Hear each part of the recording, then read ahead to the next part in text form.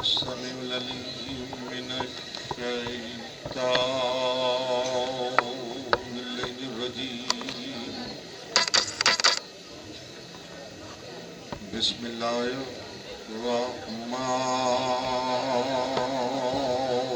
الرحيم. الحمد لله الذي هدانا لهذا وما كنا لنهتدي لولا أن هدانا الله. لقد جاءت رسل ربنا بالحق والصلاة والسلام على أسلم ما في الوجود. سر الله في كل موجود نقطة دائرة الوجود. صاحب لواء الحمد والمقام المحمود أبي القاسم محمد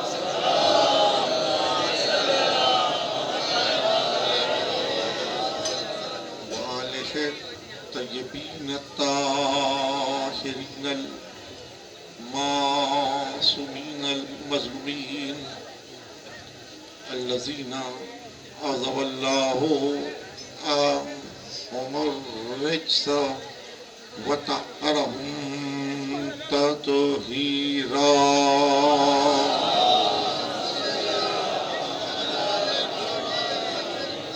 أما بعد فقد قال الله سبحانه وتعالى في محكم كتابه الحكيم وهو أصدق الصادقين.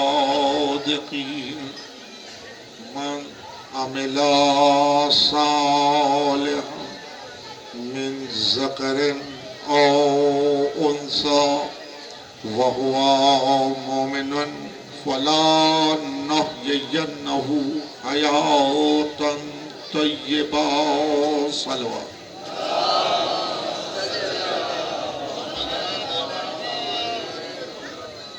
خداوند علی اعلیٰ آپ کو کوئی غم نہ دے سوائے غم حسین کے. اس غم میں ہماری زندگی پنہاں ہے اور اس غم سے ہم رخ حیات کو نکھار لیتے ہیں. اس غم سے ہم چہرہ حیات کو منور کر دیتے ہیں. کربلا حیات کو حیات طیب بنا دیتی ہے.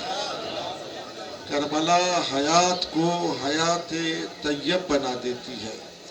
گفتگو شب اس مقام پر ٹھہر گئی تھی.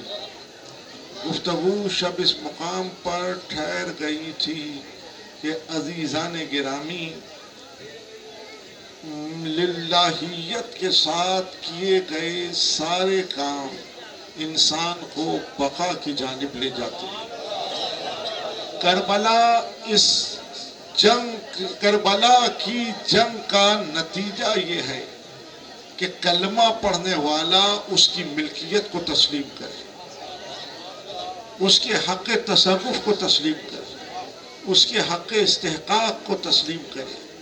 کربلا کلمہ پڑھنے والے کو مشرک نہیں بناتی، موحد بناتی.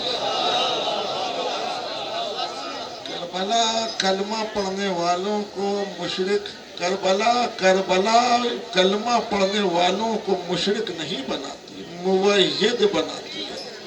تو جس نے للہیت کے ساتھ سانس کھینچا، جس نے للہیت کے ساتھ سانس کھینچا، اس کے نفس کی کیفیت شکوہ کیفیت شکر میں بدل گئی.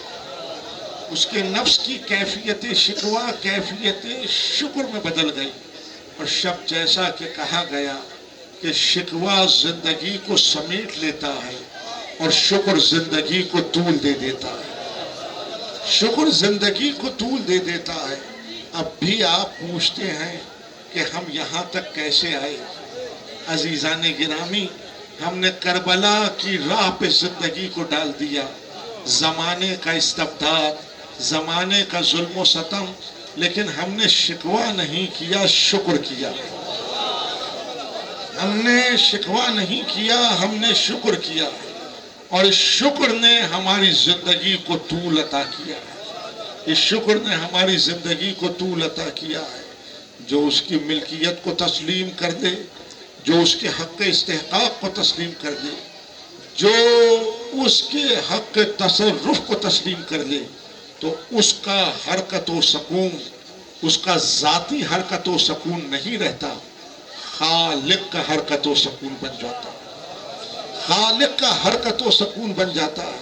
عزیزان گرامی، زندگی آئینہ چاہتی ہے کہ اپنے گیسوئے پریشاں سنوار سکے۔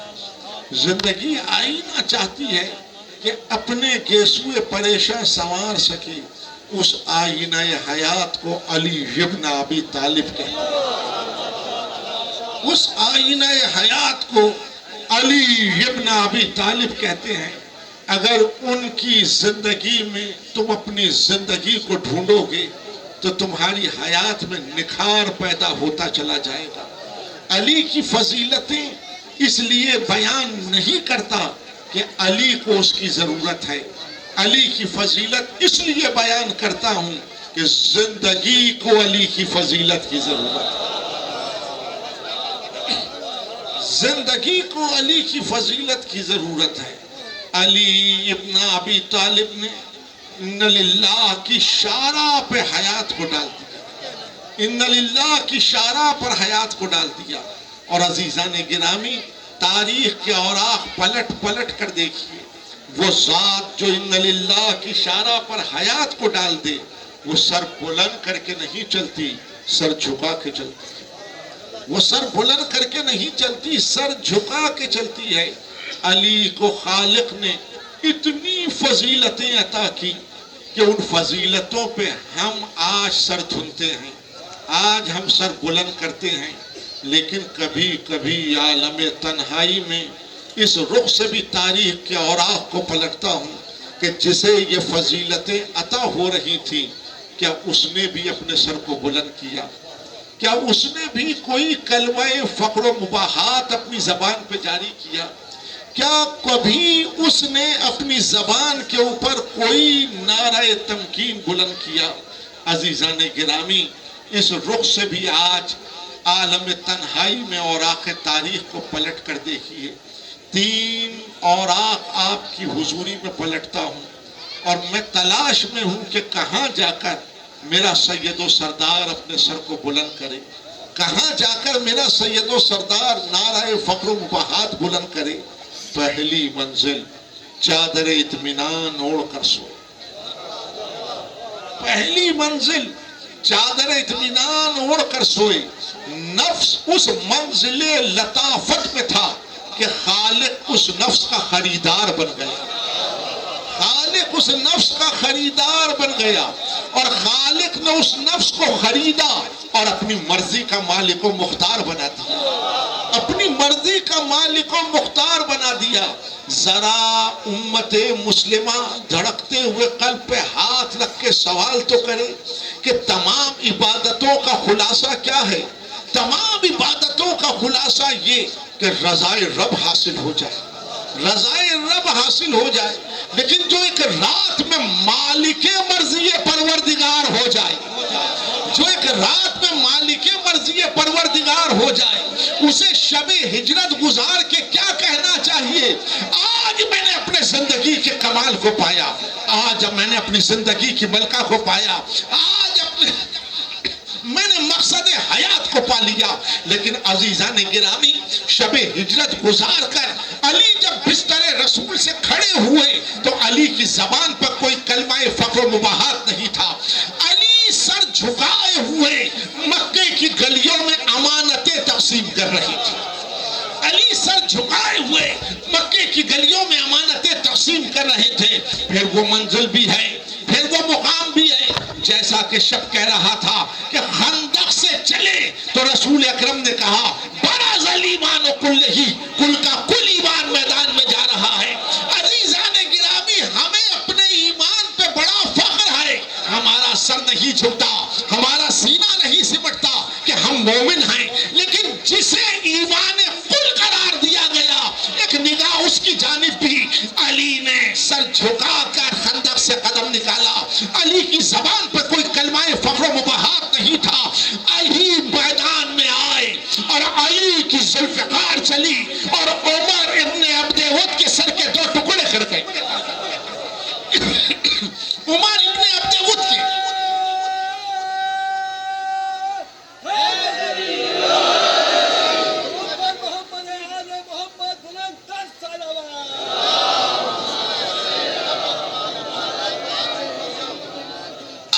کے ساتھ چلی، عمر ابن عبد ود کے سر کے 2 ٹکڑے کر گئی۔ اب ختمی مرتبت نے کیا کہا؟ ختمی مرتبت نے کیا کہا کہ علی کی ایک ضربت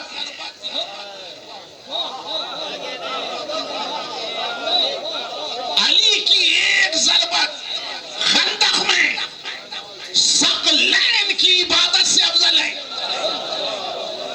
ضربت علی یوم الخندق افضل من عبادت الثقلین۔ علی کی ایک ضربت خندق میں ثقلین کی عبادت سے افضل ہے۔ اب تو عبادت کی تعریف سمجھ لو، اب تو عبادت کی تعریف سمجھ لو۔ وہ کام جو عقل کا دامن چھوڑ کر ادا ہو، وہ کام جو عقل کا دامن چھوڑ کر ادا ہو، وہ عبادت نہیں کہلاتا، عادت کہلاتا ہے۔ لیکن دامن عقل کو تھام کر جو اقدام کرو وہ عبادت کہلاتا ہے۔ اس لیے معصوم نے کہا کہ عبادت کا ثواب عقل کے مطابق ہے، عبادت کا ثواب عقل کے مطابق ہے۔ آپ علی کی تلوار کو دیکھ رہے ہیں اور آپ شکوہ کر رہے ہیں کہ تلوار اوروں نے بھی چلائی، لیکن بے عقلی کے ساتھ چلائی گئی تلوار تعریف کے قابل نہیں ہوتی۔ لیکن اگر عقل کے ساتھ ایک ضربت ہو تو ثقلین کی عبادت سے افضل ہو جاتی۔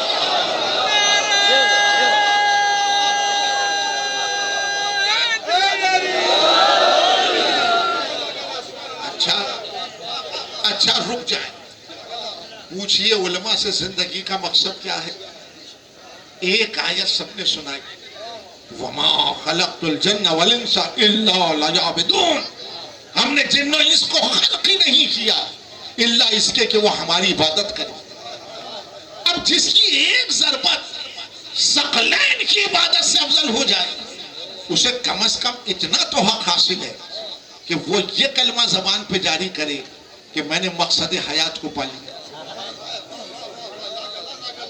میں نے مقصد حیات کو پا لیا۔ لیکن اب بھی کوئی ایسا کلمہ تاریخ کے سینے پہ آپ کو نہیں ملے گا۔ پھر وہ مقام بھی پیش نگاہ ہے، غدیر، جہاں دست خدا نے دست خدا کو بلند کیا۔ ان کی ولایت پر کار رسالت مکمل ہو گیا، نئی نعمتیں تمام ہو گئیں، دین کامل ہو گیا۔ الیوم اکملت لکم دینکم واتممت علیکم نعمتی ورضیت لکم الاسلام دینا۔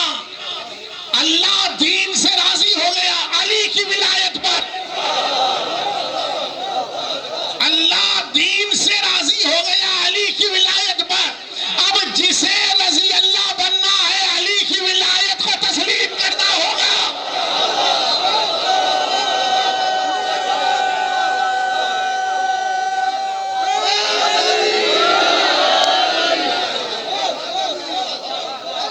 دین کامل ہوا علی کی ولایت پر، کار رسالت مکمل ہوا علی کی ولایت پر۔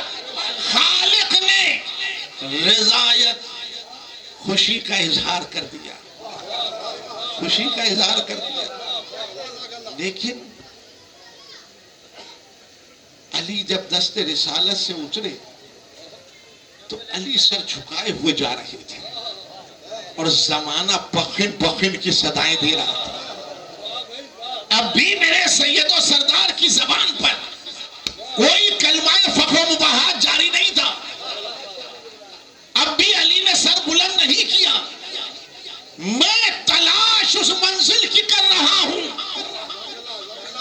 میں تلاش اس منزل کی کر رہا ہوں جہاں میرا سید و سردار سر کو بلند کرے اور نعرہ فخر و مباحات کو بلند کرے. وہ مقام تاریخ میں موجود ہے. لیکن معذرت کے ساتھ ہم نے اسے مصائب کی حدوں میں محصور کر دیا. ہم نے اسے مصائب کی حدوں میں محصور کر دیا. شب کہہ رہا تھا, گزشتہ شب کہہ رہا تھا کہ فضیلت کی منزل سے سنو. فضیلت کی منزل سے سنو. مقتل موت نہیں بانٹتا, زندگی بانٹتا. سبحان اللہ, ماشاءاللہ. اس لیے مقتل بیان کرتا ہوں, سن کے نہیں پڑھ کے بیان کرتا ہوں, تاکہ زندگی توانا ہو جائے, زندگی میں حرارت پیدا ہو جائے, زندگی میں طہارت کے درجات بلند ہو جائے. وہ منزل ہے, وہ مقام ہے, لیکن اسے ہم نے مصائب کی حدوں میں محصور کر دیا. وہ ذات جو خانہ کعبہ میں آئی, وہ ذات جو خانہ کعبہ میں آئی سن 40 ہجری 19ویں ماہ رمضان کا شہر, علی کی اٹھتی ہوئی جبین اقدس, ابن ملجم کی گرتی ہوئی تلوار, علی کی زبان پہ کلمہ تھا فزت برب الکعبہ, رب کعبہ کی قسم آج میں کامیاب ہو گئی. سبحان اللہ.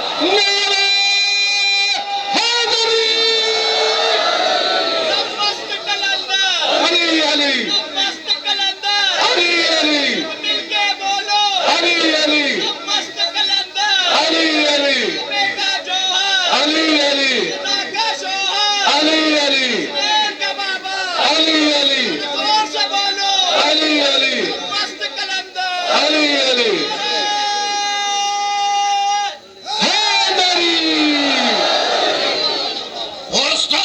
رب الکعبہ, رب کعبہ کی قسم آج میں کامیاب ہو گیا. تا صبح قیامت آنے والے انسان کو اس کی زندگی کا ہدف بتایا کہ وہ حیات جو ان للہ کی شارع پہ گامزن ہو, جو اس کی ملکیت کو تسلیم کرے, جو اس کے تصرف کو تسلیم کرے, جو اس کے حق استحقاق کو تسلیم کرے, ساری زندگی سر جھکا کے چلتی ہے, لیکن جب خالق کے دربار میں جائے تو سر بلند کر کے آ جاتی ہے, پروردگار میں نے تیری ملکیت میں بددیانتی نہیں کی, پروردگار میں نے تیرے حق تصرف حق استحقاق کو مجروح نہیں کیا. تو وہ بندہ جس نے اس کی ملکیت میں بددیانتی نہ کی ہو, وہ بندہ جس نے اس کے حق تصرف حق استحقاق کو مجروح نہ کیا ہو, یہ استحقاق اسی کو حاصل تھا کہ وہ کہے رب کعبہ کی قسم آج میں کامیاب ہو گیا. علی نے اس کلمے میں بتایا, علی نے اس کلمے میں بتایا کہ میری آنکھ نے کوئی ایسا منظر نہیں دیکھا جسے خالق نے نہ چاہا ہو, میرے کانوں نے کوئی ایسی آواز نہیں سنی جسے خالق نے نہ چاہا ہو, میرا چہرہ کسی ایسی جانب نہیں مڑا جسے خالق نے نہ چاہا ہو, میرے ہاتھوں نے کوئی ایسا کام نہیں کیا جو خالق نے نہ چاہا ہو, میرے قدم کسی ایسی جانب نہیں بڑھے کہ جو خالق نے نہیں چاہا ہو, نہیں میری تلوار نہیں چلی جب تک کہ خالق نے نہ چاہا ہو. تو علی نے اعلان کیا کہ میرا حرکت و سکون اس کی چاہ میں پنہا ہے, میرا حرکت و سکون اس کی چاہ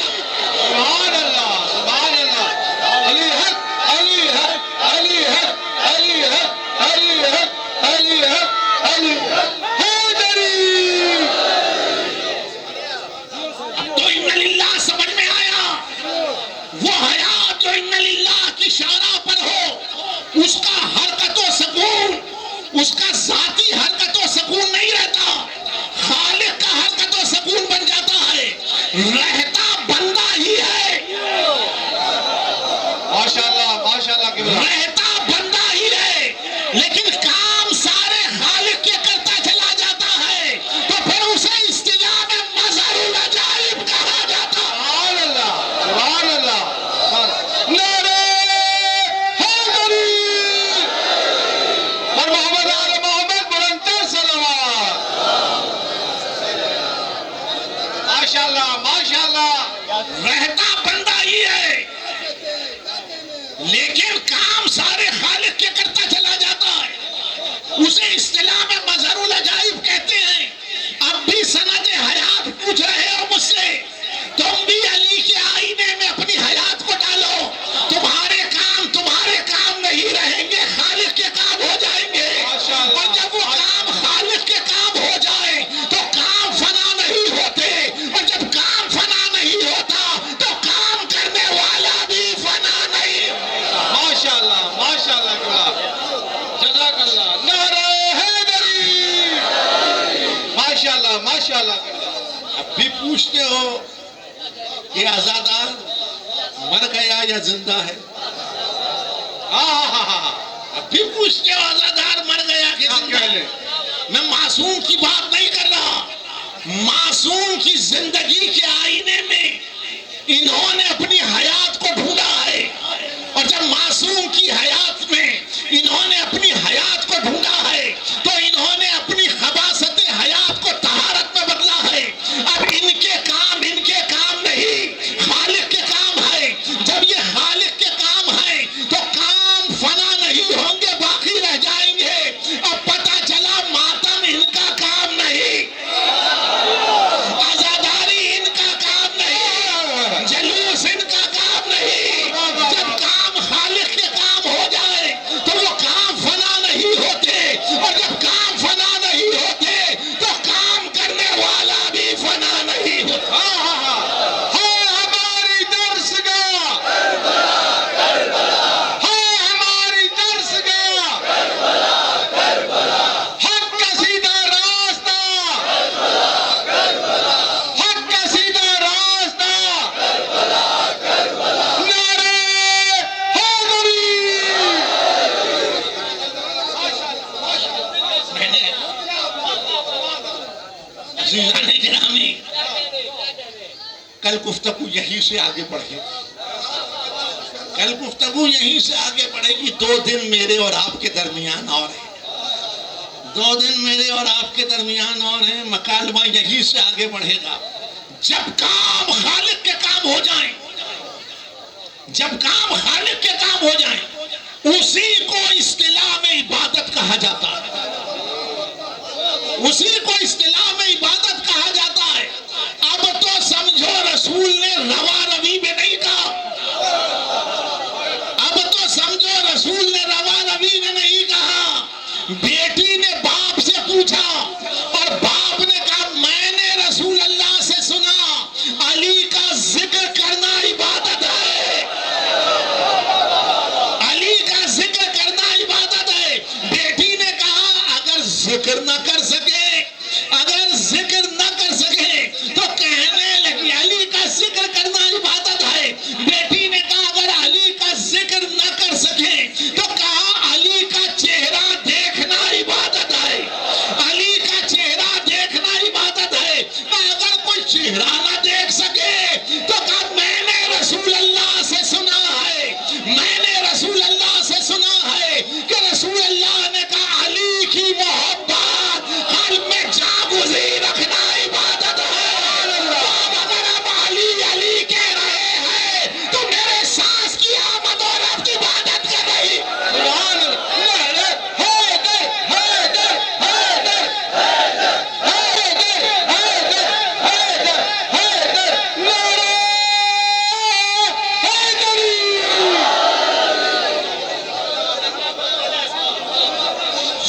ماشاءاللہ ماشاءاللہ، سہولیات آپ کے گھروں میں میسر ہیں، سہولیات آپ کے گھروں میں میسر ہیں، لیکن آپ بازاروں میں نکلے ہیں، آپ چوک پر بیٹھے ہیں، اس شدید موسم موسم کے اندر بیٹھے ہیں، لیکن عزیزان گرامی آپ سینے پہ ہاتھ مارتے ہوئے آگے بڑھ رہے ہیں۔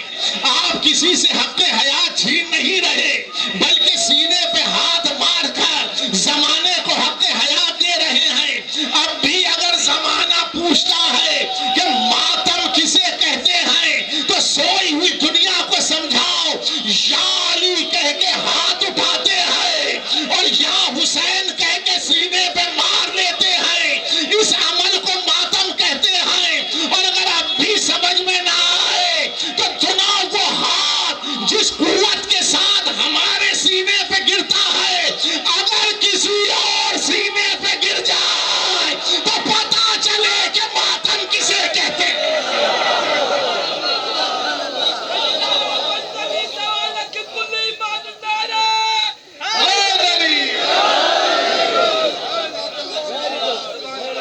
پتا چلے ماتم کسے کہتے ہیں۔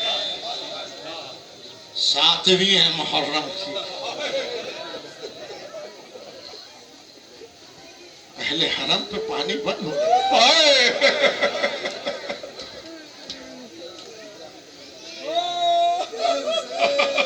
خیموں میں الاتش کا شور بلند ہے، خیموں میں الاتش کا شور بلند ہے۔ خدا آباد رکھے سبیلے لگانے والوں کو، خدا آباد رکھے سبیلے لگانے والوں کو، جو پانی پلا پلا کے سوئی ہوئی دنیا کو جگا رہے ہیں کہ محمد کے گھرانے پر پہرا تھا کہ پانی نہ ملے، لیکن آج ہم کلمہ پڑھنے والوں کو پانی پلا رہے ہیں۔ آج ہم کلمہ پڑھنے والوں کو پانی پلا رہے ہیں۔ عزیزوں، کہیں خوشی ہے تو کہیں غم ہے، کہیں خوشی ہے تو کہیں غم ہے، لیکن سب حسین کے عزادار ہیں، سب حسین کے عزادار ہیں۔ انہیں خوشی اس امر کی ہے کہ نواسے نے تاج شہادت نبوت کے سر پہ سجا دیا۔ انہیں خوشی اس امر پر ہے کہ نواسے نے تاج شہادت نبوت کے سر پہ سجا دیا، اور آپ کو غم اس لیے ہے کہ زہرا کا چمن اجڑ گیا۔ ایک دن میں زہرا کا چمن ویران ہو گیا، ایک دن میں زہرا کا چمن ویران ہو گیا۔ عزیزوں، خدا تمہارے بچوں کی شادیاں دکھائے، خدا تمہارے بچوں کی شادیاں دکھائے، لیکن آج حسن کے دولہا کا تذکرہ سنو، آج حسن کے دولہا کا تذکرہ سنو۔ عزیزوں، 13 برس کا شہزادہ، 13 برس کا شہزادہ رخصت پا کے خیمے سے نکلا۔ میدان کربلا کا واحد مجاہد ہے جو زرہ نہ پہن سکا، ایک باریک کرتے میں خیمے سے باہر آیا، ایک باریک کرتے میں خیمے سے باہر آیا۔ ابو الفضل عباس لجام فرس تھامے ہوئے آگے بڑھے۔ حسین نے شانے پکڑ کے بھتیجے کو سوار کیا، اور بھتیجے نے جھک کے چچا کو سلام کیا، کہا جاؤ قاسم جاؤ، تمہیں اللہ کو سونپا، جاؤ قاسم جاؤ، تمہیں اللہ کو سونپا۔ 13 برس کا شہزادہ میدان میں آیا اور لجام فرس کو کھینچا، رکابوں پہ بلند ہو کے اس نے رجز پڑھا، کہنے لگا تم نے میرے بابا کی جنگ نہیں دیکھی، مگر میری جنگ دیکھ کے میرے بابا کی شجاعت کا اندازہ لگاؤ، میرے بابا کی شجاعت کا اندازہ لگاؤ۔ کوئی ہے جو میرے مقابلے پر آئے، کوئی ہے جو میرے مقابلے پر آئے۔ ہمارے ساتھ پکارا، کوئی ہے جو اس لڑک پنی میں اس کے مقابلے پہ جائے۔ عزیزوں، ارزق شامی آگے بڑھا، کہا میرا ایک بیٹا کافی ہے اسے زیر کرنے کے لیے۔ ارزق شامی کا بیٹا میدان میں آیا، عزیزوں قاسم نے ایک ہی وار میں سرتن سے جدا کر دیا۔ ابو الفضل عباس نے تکبیر بلند کی، حسین ابن علی نے داد سخن دی، کہا عباس یہ تمہارے تیار کیا ہوا سپاہی ہے، عباس تم نے یہ فن حرب سکھائے ہیں۔ پھر ارزق شامی کا دوسرا بیٹا آیا، اسے بھی فنار کیا۔ 4 بیٹے ارزق شامی کے فنار کیے قاسم نے، تو ارزق شامی خود میدان میں آیا، ارزق شامی خود میدان میں آیا۔ ابو الفضل عباس نے کہا آقا اب ارزق شامی عرب کا بڑا پہلوان قاسم کے مقابلے پہ آیا ہے۔ امام اپنے مقام سے کھڑے ہوئے، خیمہ ام فروا کے قریب آئے، کہنے لگے بھابی عرب کا بڑا پہلوان تیرے بیٹے کے مقابل پہ آیا ہے۔ بھابی ماں کی دعا بیٹے کے حق میں جلب مستجاب ہوتی ہے، بھابی دعا کیجئے۔ فروا مصلی بچھائے، بال کھول کے بیٹھ گئی، پروردگار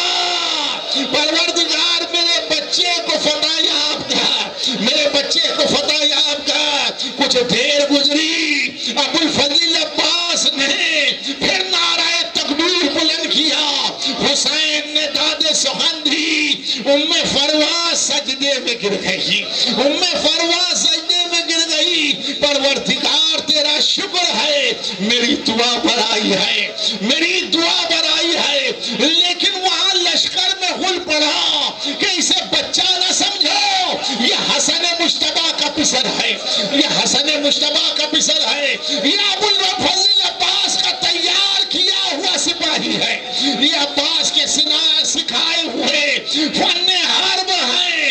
ایسے میں یہ طے ہوا کہ 4 طرف سے گھیر کے مارو، 4 طرف سے گھیر کے مارو۔ عزیزوں فوجیں بکھری ہوئی سمبھی اور قاسم کو گھیرے میں لیا، قاسم کو گھیرے میں لیا۔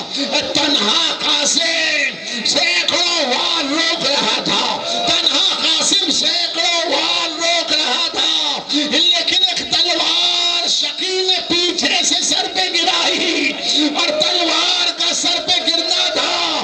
قاسم نے جھکتے ہوئے کہا چچا میری مدد کو، چچا میری مدد کو۔ امام نے بھائی کو آواز دی کہ عباس حسن مجتبیٰ کی نشانی آواز دے رہی ہے، ایک جانب سے تم چلو، ایک جانب سے ہم چلتے ہیں، بس سن سکو تو سنو۔ شیروں کو آتے ہوئے جو لشکر نے دیکھا، شیروں کو آتے ہوئے جو لشکر نے دیکھا، مقتل لکھتا ہے ادھر کی فوجیں ادھر ہو گئی اور ادھر کی فوجیں ادھر ہو گئی۔ قاسم کا زندہ لاشا گھوڑوں کی ٹانگوں میں پامال ہو گیا، قاسم کا زندہ لاشا گھوڑوں کی ٹانگوں میں پامال ہو گیا۔ جب حسین پہنچے، لاشا قاسم بکھرا ہوا تھا، امام نے دستار مصطفیٰ کو خاک نینوا پہ بچھایا، قاسم کی لاش کے ٹکڑوں کو چنا، اور جب لاش کے ٹکڑوں کو چن چکے تو کہنے لگے بھائی عباس ایک جانب سے تم اٹھاؤ، ایک جانب سے ہم اٹھاتے ہیں۔ جب لاشا قاسم کو اٹھایا تو ایک گٹھڑی سی بن گئی تھی، ایک گٹھڑی سی بن گئی تھی۔ امام نے پشت زرجنا پر لاشا قاسم کو ڈالا، اب کیا تھا، باجے بج رہے تھے، دمامے بج رہے تھے، شادیانے بج رہے تھے۔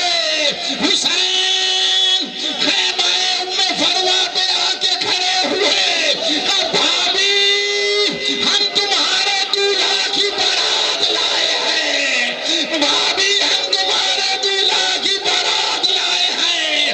بھابی صحرے کی لڑیاں تو نہیں ہے، لیکن خون کی دھاریں جو لاشے پہ صحرے کی لڑیاں بن کے پڑی ہے۔ ہاں فروا تیری حسرت کو پورا کرنے کے لیے یہ عزادار آئے ہیں۔ زہرا یہ تیرے بچے کے باراتی آئے ہیں، زہرا یہ تیرے بچے کے باراتی آئے ہیں، ان کا ماتم قبول کر، ان کے آنسو قبول کر، ان کا برسا قبول کر۔